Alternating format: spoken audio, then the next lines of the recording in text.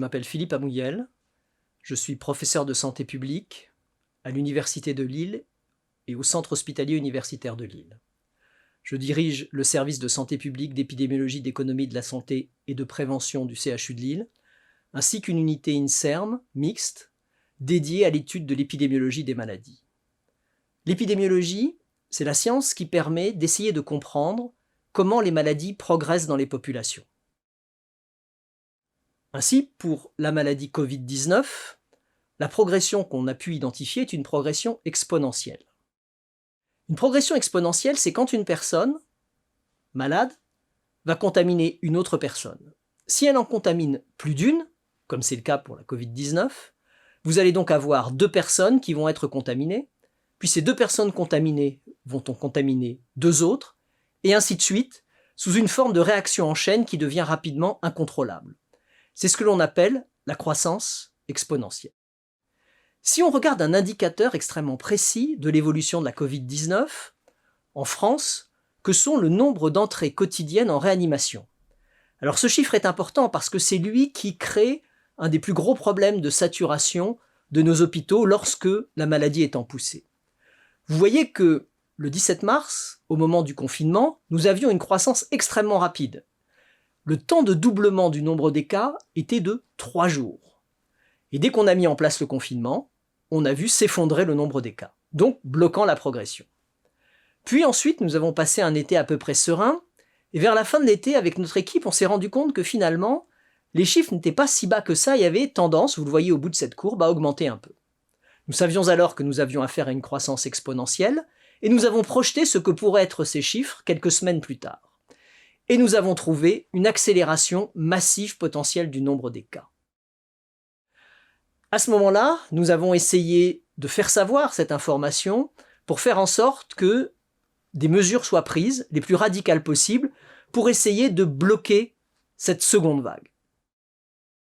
Pour bloquer cette seconde vague, pour stopper donc ces croissances exponentielles, nous avons 4 outils principaux à notre disposition.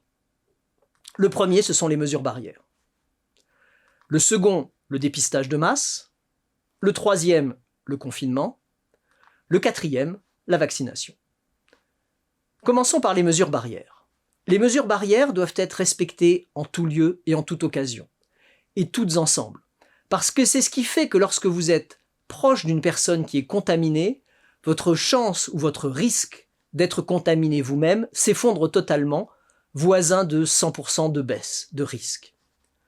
Alors ce qu'il faut, par exemple, c'est accumuler un certain nombre de mesures barrières selon ce que nous on appelle le modèle de Reason et que on qualifie volontiers de modèle du fromage suisse. Pourquoi ? Parce que dans ce fromage, vous avez des trous. Trous par lesquels on imagine que le virus pourrait passer.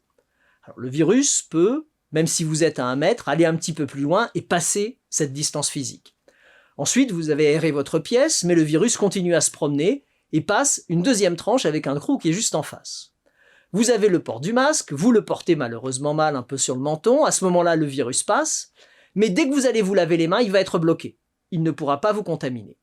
Donc vous voyez bien que c'est l'accumulation de toutes ces mesures qui permet de stopper à 100% le risque que vous soyez contaminé par une personne qui est elle-même malade. Donc une seule mesure ne suffit pas à stopper la progression du virus, il faut toutes les mettre en place.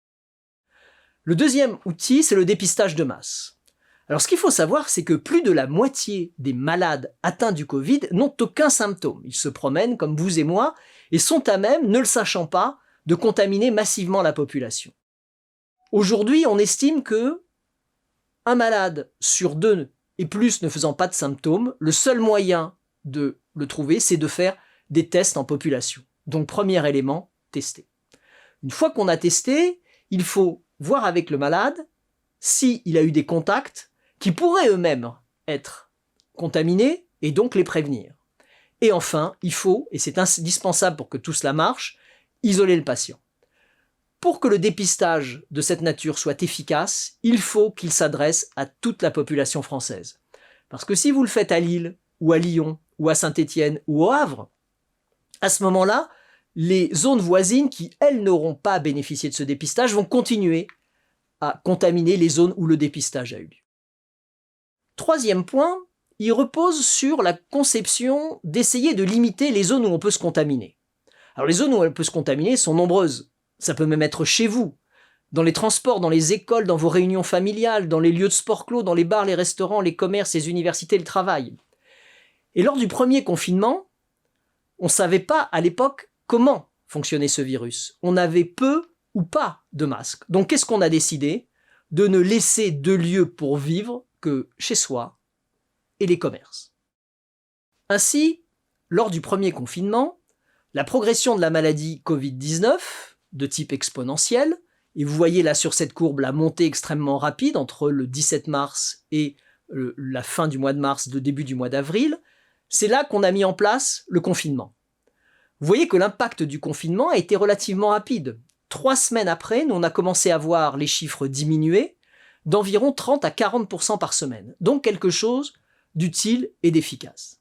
Et lorsqu'on a annoncé la suite, c'est-à-dire que à la rentrée de l'été, on pouvait s'attendre à une deuxième vague, il était important de mettre en place des mesures extrêmement fortes. C'est ce que là encore nous avons fait dans une tribune pour expliquer au gouvernement de manière urgente de mettre en place un confinement. Mais pas le même confinement que la première fois. Nous avons depuis ce temps-là des masques, du liquide hydroalcoolique, nous connaissons mieux le virus. Donc il était important d'essayer de bien comprendre finalement quels étaient ces lieux de contamination. Plusieurs études ont permis de montrer que les écoles, par exemple, sont des lieux extrêmement faibles de contamination. Les enfants, maintenant, portent des masques, les enseignants sont protégés et font très attention aux enfants qu'ils forment. De même, dans les transports, vous portez un masque, vous faites attention et la plupart du temps, vous jouez avec votre téléphone portable ou vous ne parlez pas. Donc la probabilité de transmettre le virus est relativement faible. Et enfin, quand vous arrivez au travail, là encore, comme à l'école, les conditions et les responsabilités du chef d'entreprise sont telles que les mesures barrières sont la plupart du temps respectées. D'où l'idée de faire un second confinement éco-compatible, où on maintient quand même une activité économique et surtout une activité scolaire pour le bien-être de nos enfants. Alors comment va se passer la suite? Est-ce qu'on va devoir aller de vague en vague comme ça? Ou alors, il y a une autre solution. C'est ce qu'on appelle l'immunité collective. C'est le seul moyen de stopper la progression du virus définitivement. L'immunité collective, c'est quoi? Lorsque une personne est infectée, comme on l'a vu tout à l'heure, elle va en infecter 2 ou 3, puis 3 et ainsi de suite. Mais si parmi les personnes que rencontre cette personne infectée, certaines sont immunisées, c'est-à-dire qu'elles ont déjà rencontré le virus, à ce moment-là, vous voyez que la chaîne se coupe. Et au lieu d'avoir cette progression exponentielle, on a un freinage de la progression, voire un blocage complet. Il y a 2 types d'immunité collective. L'immunité collective naturelle, mais c'est au prix de 400 000 morts en France. On laisse courir le virus et infecter les gens. Ce n'est pas acceptable. Avec 600 000 personnes qui meurent chaque année, on doublerait le nombre des décès. Dans ce contexte, 7000 chercheurs du monde entier ont signé un mémorandum pour expliquer au gouvernement qu'il faut absolument lutter contre le virus et ne pas le laisser filer. L'autre moyen de réaliser une immunité collective, c'est la vaccination. C'est en fait aujourd'hui le seul moyen d'en finir définitivement avec la Covid-19.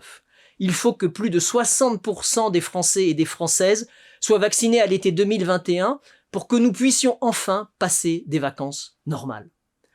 Il faut savoir que la recherche de ce vaccin, ça représente le plus grand effort scientifique de tous les temps. Tous les chercheurs du monde entier et les médecins se sont mobilisés pour mettre au point les meilleurs vaccins en un temps record. Des vaccins construits dans les règles de l'art, des résultats suivis jour après jour par les agences de protection sanitaire du monde entier, y compris l'agence française. Des vaccins qui montrent dans leurs premiers résultats une efficacité exceptionnelle, au-delà des vaccins que l'on connaît aujourd'hui, une tolérance remarquable et des effets indésirables très peu différents de ceux des autres vaccins que nous connaissons aujourd'hui. Donc au total, il faut absolument que nous puissions acquérir le plus vite possible cette immunité collective par la vaccination pour être débarrassés de la Covid-19. En attendant la vaccination, quelques mesures simples. Portons le masque en tout lieu et en toutes occasions, même à table. Ne l'enlevez que pour passer la fourchette ou boire. Tenez-vous à 1 mètre les uns des autres. Lavez-vous les mains le plus souvent possible. Aérons régulièrement nos lieux de vie, même l'hiver, même s'il fait un petit peu plus froid. Réduisons nos contacts familiaux et amicaux au maximum. Fuyons les foules et les attroupements, en particulier en période d'achat de Noël. Respectons les protocoles sanitaires en tout lieu. Pensons toujours à protéger les plus vulnérables et si vous avez le moindre doute, faites un test. Ralentir la progression du virus et retrouver une vie normale ne dépend que de nous.